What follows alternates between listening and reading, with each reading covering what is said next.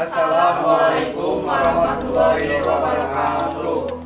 Kami dari kelompok 2, di sini kami akan mempresentasikan materi dari mata kuliah ekspor dan impor itu dengan materi asuransi pengangkutan. Berikut adalah anggota dari kelompok 2. Yang pertama yaitu saya sendiri. Perkenalkan, nama saya Aulia Yuniati Putri dengan nomor pokok mahasiswa 101204449 dan rekan saya. Saya nama M. Abdul Ridwan, nomor pokok mahasiswa 101204485 dari kelas M1 Manajemen. Nama saya Muhammad Faisal dengan MPM 1012 Dan nama saya Muhammad Akil Aldiansah dari kelas M1 Manajemen dengan nomor pokok mahasiswa 101204482. Saya Fajar Mojen Anima dari kelas M1 Manajemen dengan nomor MPM 1012 Oke, di sini saya akan menjelaskan tentang pengertian dari asuransi. Ngomong-ngomong asuransi memiliki arti yaitu perjanjian antara dua pihak atau lebih yang dimana pihak penanggung mengikatkan diri kepada pihak tertanggung sehingga memberikan pergantian kepada kerugian, lalu kerusakan atau kehilangan, keuntungan yang diharapkan atau tanggung jawab hukum kepada pihak ketiga. Ini arti menurut Undang-Undang Nomor 2 Tahun 1992 tentang perasuransian. Nah, apa sih kalau asuransi secara luasnya? Oke, asuransi adalah suatu alat untuk mengurangi risiko yang melekat pada perekonomian dengan cara menggabungkan sejumlah unit-unit yang terkena risiko yang sama. Lalu karena di sini kita lagi membahas tentang asuransi ekspor impor, berarti ada dong pengertian dari asuransi ekspor impor. Oke, next. Asuransi ekspor adalah jenis asuransi yang memberikan ganti rugi kepada eksportir terhadap kemungkinan risiko kerugian akibat tidak menerima pelunasan pembayaran. Nah, risiko utamanya adalah angkutan barang dengan kapal laut dan pesawat terbang, itu adalah contohnya. Lalu, upayanya apa sih untuk mengatasi risiko tersebut? Nah, untuk mengatasi risiko di luar kesalahan perusahaan, pelayanan atau penerbangan misalnya karena bencana alam, kebakaran, pemogokan, maka itu tidak termasuk ke dalam asuransi karena itu di luar dari tanggung jawab perusahaan tersebut. Ya, di sini saya akan menjelaskan asuransi ekspor dan impor dalam pihak asuransi tertanggung dan penanggung. Contoh penanggung adalah pihak yang mengalihkan risiko yang mungkin dihadapinya. Kewajiban dan hak yang paling utama dari tertanggung adalah membayar premi sejumlah tertentu serta mengajukan klaim kepada penanggung apabila risiko yang dipertanggungkannya benar-benar terjadi. Dan penanggung dalam asuransi ekspor impor adalah pihak yang menerima pengalihan risiko yang mungkin dihadapi oleh tertanggung. Hak dan kewajiban yang terutama dari si penanggung adalah mendapatkan premi sejumlah tertentu serta memberikan pergantian kepada si tertanggung. Karena sesuatu kerugian dan kerusakan atau kehilangan keuntungan diharapkan yang mungkin akan diderita. Di sini saya akan menjelaskan tentang polis asuransi. Polis asuransi adalah sebuah perjanjian atau asuransi pertanggungan yang bersifat konsensual.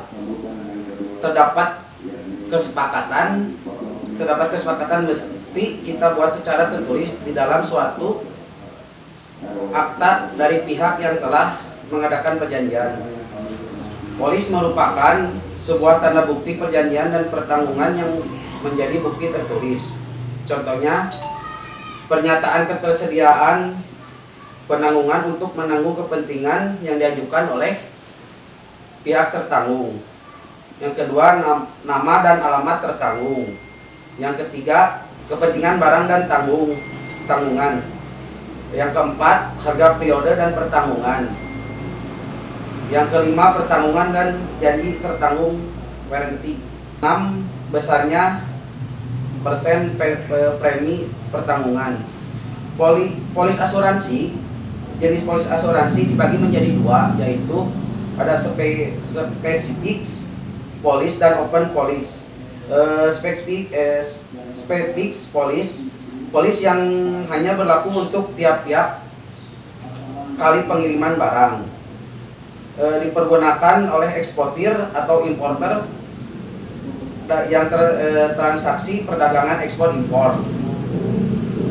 Tidak tetap, misalnya hanya 3 atau 4 transaksi tiap tahunnya.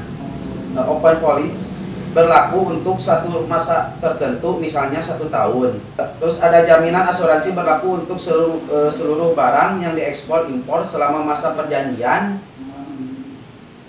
dan biasanya dipergunakan untuk oleh eksportir dan importer. Transaksi dagangnya tiap masa tertentu cukup besar. Dan di sini saya akan menjelaskan tentang ketentuan umum kontrak asuransi.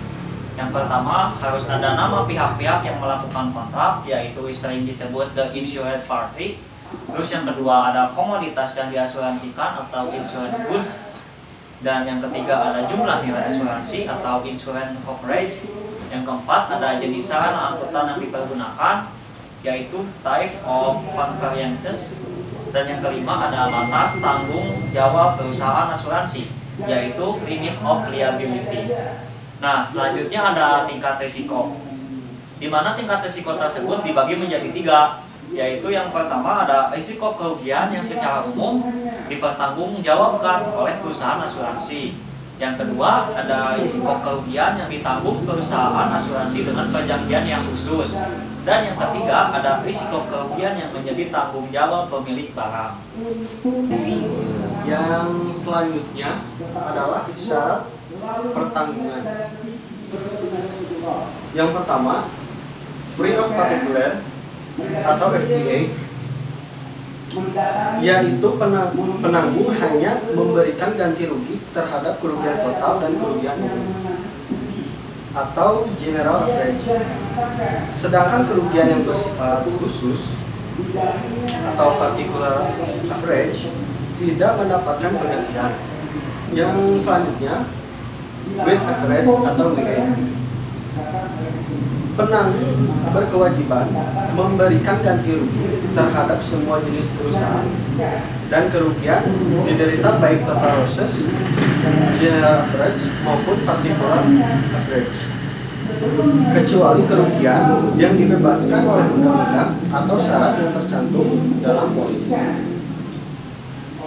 Dan yang selanjutnya, franchise clause, pergantian terhadap sejumlah kerugian di mana terdapat jumlah minimum kerugian atau yang harus hilang untuk dapat ditutupi oleh asuransi dan dinyatakan dalam persenase. Yang selanjutnya, all risk, yaitu pemberian ganti rugi atas kerugian atau kerusakan fisik. Kerusakan fisik barang-barang yang disebabkan oleh faktor luar tanpa melihat persentase kerusakan. Dan yang terakhir, total loss, yaitu pemberian ganti rugi bila mana seluruh barang yang dipertanggungkan itu rusak atau hilang sama sekali. Nah, selanjutnya di sini akan membahas tentang asuransi pengangkutan. Oke, asuransi pengangkutan dalam perdagangan dunia. Asuransi pengangkutan telah dikenal oleh semua pihak sejak berabad-abad yang lalu sebagai bagian penting dalam dunia perdagangan untuk memberikan jaminan atas barang dagangan yang menjadi tanggung jawab pemilik, pengangkut, maupun bank. Dokumen yang membuktikan adanya ikatan asuransi disebut dengan polis asuransi. Tadi telah dijelaskan oleh Abdo. Lalu apa sih syarat-syarat perdagangan dan asuransi pengangkutan? Oke, mari kita bahas. Dalam dunia asuransi pengangkutan akan melibatkan pihak-pihak yang mempunyai kepentingan atas risiko barang-barang yang telah menjadi tanggung jawab selama barang-barang tersebut sedang dalam masa pengangkutan atau pengiriman. Nah, pihak-pihak tersebut umumnya adalah penjual dan pembeli. Nah, untuk terlibat dalam dunia perdagangan tentunya ini maka ada salah satu aturan yang wajib diikuti, yaitu untuk memperjelas hak dan kewajiban semua pihak yang terlibat di dunia perdagangan. Ini maka ada suatu aturan yang harus diikuti, yaitu income. Di beberapa negara diterbitkan peraturan bahwa polis asuransi mengangkut barang impor dibuat oleh perusahaan asuransi yang asuransi negara pengimpor tersebut. Nah, selanjutnya ada syarat yang kedua, yaitu kontrak FOB dan CNF atau CFR. Dalam persyaratan FOB, eksportir atas biaya sendiri dan atas risiko yang dihadapi berkewajiban untuk menyampaikan barang yang dipesan atau dibeli oleh importer di luar negeri. Nah, perjalanan selanjutnya ke luar negeri diurus asuransinya oleh importer di luar negeri. Hal ini berlaku pula syarat CNF. Yang membedakan antara FOB dan CNF adalah tentang siapa yang menyediakan kapal laut. Ini apabila kita menggunakan ekspedisi kapal laut, ya. Nah, lalu dalam hal ini eksportir berkewajiban menyediakan kapal laut untuk mengirimkan barang-barang yang dibeli dari importir. Contohnya, kayak kalau kita misalnya beli Shopee, terus Shopee-nya di luar negeri, maka importir dari luar negeri akan menyiapkan angkutan barangnya, misalnya kapal laut, untuk dikirimkan ke Indonesia. Nah, seperti itu.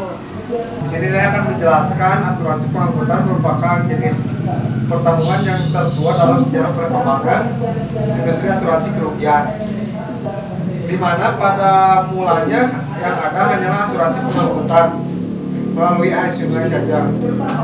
Dengan berkembangnya teknologi di bidang pengangkutan, maka asuransi pengangkutan ini pun kemudian berkembang dan meluas dengan pengangkutan melalui laut, udara, darat, atau merupakan gabungan daripada cara-cara pengangkutan tersebut. Asuransi pengangkutan memberikan jaminan kepada pihak-pihak yang berkepentingan atas kerusakan, kerugiannya, dan pengeluaran biaya-biaya yang timbul suatu kecelakaan yang berhubungan dengan alat pengangkutannya dan atau bahaya-bahaya selama dalam pengangkutan. Bahaya-bahaya yang mungkin timbul khususnya di dalam hal pengangkutan melalui laut, yaitu perils of the sea atau bahaya-bahaya yang erat hubungannya dengan sifat itu sendiri, yaitu terjadinya keadaan tidak terduga seperti cuaca buruk, tabrakan, kandas, taupan, dan yang sejenisnya. Perils of the sea, bahaya-bahaya yang mungkin timbul atau terjadi waktu berada di laut seperti kebakaran, peledakan, dan sejenisnya. Extraneous strikes, bahaya yang tidak termasuk dalam perils of the sea maupun perils of the seas, seperti pencurian, pembongkaran, tidak dikirimkan oleh penjual, pecah, kerusakan karena air, dan sejenisnya. Asuransi pengangkutan tidaklah bertujuan untuk menutup semua kerugian yang diderita oleh tertanggung dan hanya menjamin kerusakan atau kerugian yang ditimbulkan akibat peristiwa yang secara kebetulan datang dari luas accidental cause yang dapat terjadi akan tetapi belum pasti akan terjadi.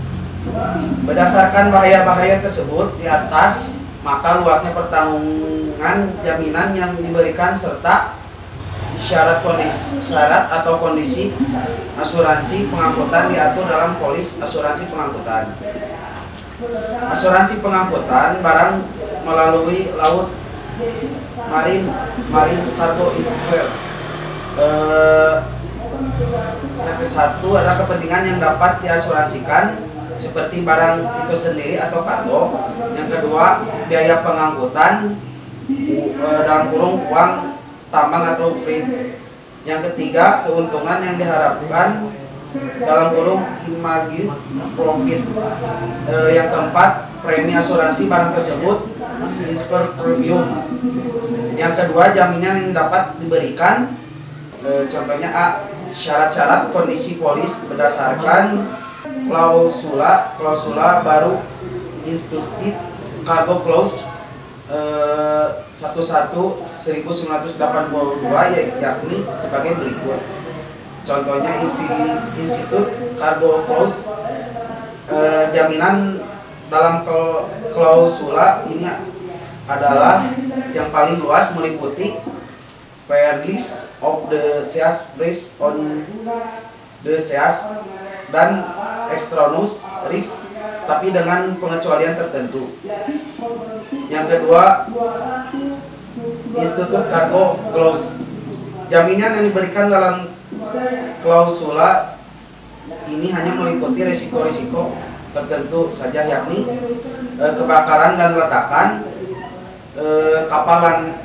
kapal kandas tenggelam atau terbalik.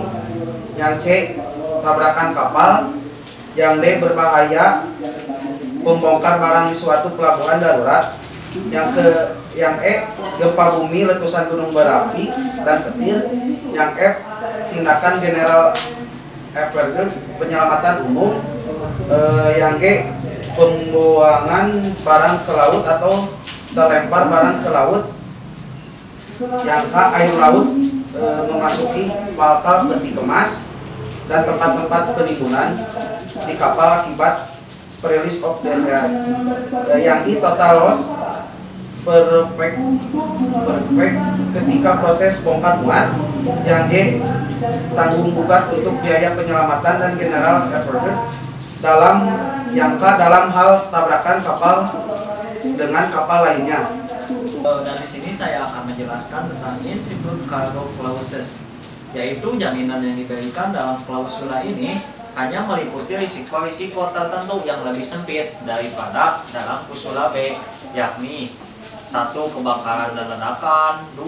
Kapal landas, tenggelam atau terbalik, 3. Tabrakan kapal dengan benda lain selain air, 4. Bahaya pembongkaran barang di suatu pelabuhan darurat, 5. Tindakan general average atau penyelamatan umum, 6. Pembuangan barang ke laut atau jettison, 7. Tanggung gugat untuk biaya penyelamatan dan general average, dan yang ke-8 dalam hal kapal tabrakan dengan kapal lain, yaitu good to the blame collision clause. Dan yang keempat ada risiko-risiko yang tidak dijamin. Dalam syarat atau kondisi polis A, B, dan C secara umum dikecualikan. Risiko-risikonya sebagai berikut. A. Kerugian atau kerusakan dari perbuatan yang disengaja oleh tertanggung. B. Kerugian atau kerusakan karena bocor, susut berat isi, dan keausan dari barang yang diasuransikan. C. Kerugian atau kerusakan akibat pembungkus packing yang kurang baik. D. Kerugian atau kerusakan akibat sifat-sifat alamiah dari barang itu sendiri. Yang E, kerugian atau kerusakan akibat dari keterlambatan, kecuali yang berhubungan dengan general average dan biaya-biaya penyelamatan. F, ya, ada kerugian atau kerusakan yang timbul akibat dari ketidakmampuan keuangan atau insolvency dari pemilik kapal, pencharter, atau pengoperasi kapal. Yang G, ada kerugian atau kerusakan yang timbul dari tindakan sengaja dari orang lain yang bukan tertanggung atau khusus untuk syarat B dan C saja. H, ada kerugian atau kerusakan yang timbul akibat senjata atom, nuklir, dan radioaktif. I, kerugian atau kerusakan akibat tidak layaknya lautnya kapal pengangkut. C, ada kerugian atau kerusakan bila mana tertanggung telah mengetahui bahwa kapal tidak baik laut pada waktu pemuatan barang dilakukan. Dan yang K, kerugian atau kerusakan yang disebabkan oleh perang saudara, pemberontakan, revolusi, pergolakan, sipil, dan tindakan permusuhan terhadap penguasa. L, ada kerugian atau kerusakan yang disebabkan oleh penahanan, penyitaan, dan penangkapan atau percobaan ke arah itu. Yang M, ada kerugian atau kerusakan yang disebabkan oleh bahan-bahan ranjau yang membahayakan, torpedo, bom, atau senjata perang yang berbahaya. N, ada kerugian atau kerusakan yang disebabkan oleh perobokan, pemberhentian pekerjaan, atau perbuatan seseorang dalam rangka gangguan pekerjaan, kerusuhan, huru-hara, dan pergolakan sipil. Yang O, ada kerugian atau kerusakan yang disebabkan oleh teroris dan tindakan yang berlatar belakang. Nah, yang kelima ada perluasan jaminan. Dengan membayar premi tambahan, tertanggung dapat menambah atau memperluas jaminan dengan risiko-risiko sebagai berikut. A. Ada institut war clause atau cargo, memberikan jaminan atas risiko perang. B. Ada institut strike clause atau cargo, yaitu memberikan jaminan atas risiko pemogokan. C. Ada institut malicious damage clause, yaitu memberikan jaminan atas niat jahat seseorang atau sekelompok orang. Syarat-syarat dan kondisi polis berdasarkan klausula institut cargo clauses 1/1963 yakni sebagai berikut. Yang pertama ada institut cargo clause FFVA atau free from particular arbitrage. Syarat pertanggungan atas dasar FVA hanya menjamin kerugian berupa 1. Kerusakan keseluruhan atau total loss. 2. Total loss atas tiap-tiap rebus atau harm yang terjadi sewaktu pemuatan, transshipment atau sewaktu pembongkaran. Nih, misalkan satu patch cake jatuh ke dalam laut. 3. Ada kerugian atas kerusakan sebagian apabila hal itu disebabkan oleh kebakaran, peledakan, dan tabrakan. Yang keempat, ada kerugian atas kerusakan sebagian akibat dari kapal atau tongkang lain yang dapat digolongkan kepada cuaca buruk. Tidak dijamin oleh polis kecuali hal itu mengakibatkan kapal kandas, tenggelam, atau terbakar. Yang kelima, ada kontribusi yang berhubungan dengan general average. Yang keenam, ada biaya-biaya salvage dan biaya-biaya khusus lainnya yang dikeluarkan sehubungan dengan kerugian atas barang, dengan pengertian bahwa kerugian atas barang untuk mana dikeluarkan biaya salvage dan biaya khusus dijamin oleh polis yang menutup particular average. Yang ketujuh, ada biaya pengemasan, yaitu sue and labor change. Yang selanjutnya adalah Institute Cargo Clause atau WA with particular average, yaitu risiko yang dijamin dalam kondisi ini adalah semua risiko yang termasuk dalam kondisi FPA. Oleh karena itu, kerusakan sebagian akibat dari risiko laut lainnya ditutup juga dengan kondisi ini. Dengan pengertian jumlahnya melebihi dari persentase yang disebutkan dalam memorandum polis. Jika kerugian sebagian itu dapat digolongkan akibat dari cuaca buruk, heavy winter, penanggung menjamin sepenuhnya tanpa memperhatikan memorandum polis. Yang selanjutnya, Institute Cargo Clause atau IRS, yaitu memberikan jaminan ganti rugi terhadap kerugian atau kerusakan yang diakibatkan oleh semua risiko, kecuali yang poin pertama, kerusakan atau kerugian yang disebabkan karena keterlambatan. Poin kedua, kerusakan atau kerugian yang disebabkan karena sifat atau cacat daripada barang itu sendiri.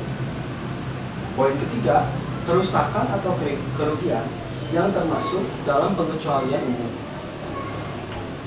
Yang selanjutnya yaitu pengecualian umum, yaitu semua jenis asuransi pengangkutan tidak memberikan ganti rugi atas kerugian atau kerusakan yang disebabkan karena pertama, kesenjangan, kedua, sifat barang sendiri, contohnya pembusukan pada buah-buahan atau daging, ketiga, alat pengangkut yang tidak layak secara teknis, dan yang keempat, perang saudara, revolusi, penyitaan oleh pihak musuh, dan yang sejenis. Yang poin E, terorisme atau pemogokan. Poin F, kerusakan karena pemakaian atau wear and tear. Dan yang selanjutnya, perluasan jaminan. Di samping jenis penanggungan tersebut, dengan tambahan premi asuransi, pengangkutan dapat secara khusus diperluas dengan risiko, yaitu WAR plus HRCC atau Strikes, Riots, and Civil Competition. Yang selanjutnya yaitu faktor-faktor yang mempengaruhi tarif premi. Poin pertama, macam penutupan atau jenis pengangkutan. Poin kedua, jenis dan sifat barang yang diangkut. Poin ketiga, cara pengepakan, yaitu kontainer, bag, case, curah, dan sebagainya. Untuk poin keempat, syarat-syarat atau kondisi penutupan. Poin kelima, alat pengangkut yang dipergunakan, umum, unit, konstruksi, dan jenis sebagainya. Poin keenam, jangka waktu perjalanan, dan poin ketujuh, rute perjalanan. Untuk yang terakhir, keterangan-keterangan yang diperlukan untuk pelaksanaan penutupan asuransi. Yang pertama, nama dan alamat tertanggung. Yang poin kedua, jenis barang secara terperinci, data kualitas dan kuantitas, serta harga per unit. Poin ketiga, nama alat pengangkutnya dan tanggal pemberangkatannya. Poin keempat, tempat pemberangkatan serta tempat tujuan. Poin kelima, jumlah pertanggungan. Poin keenam, nama dan alamat si penerima barang. Poin ketujuh, luas jaminan yang dikehendaki. Dan poin kedelapan, keterangan lain yang meliputi, yaitu nama bank, nomor LC, dan nomor BL. Sekian presentasi dari kelompok kami. Mohon maaf apabila ada kekurangan. Assalamualaikum Waalaikumsalam warahmatullahi wabarakatuh.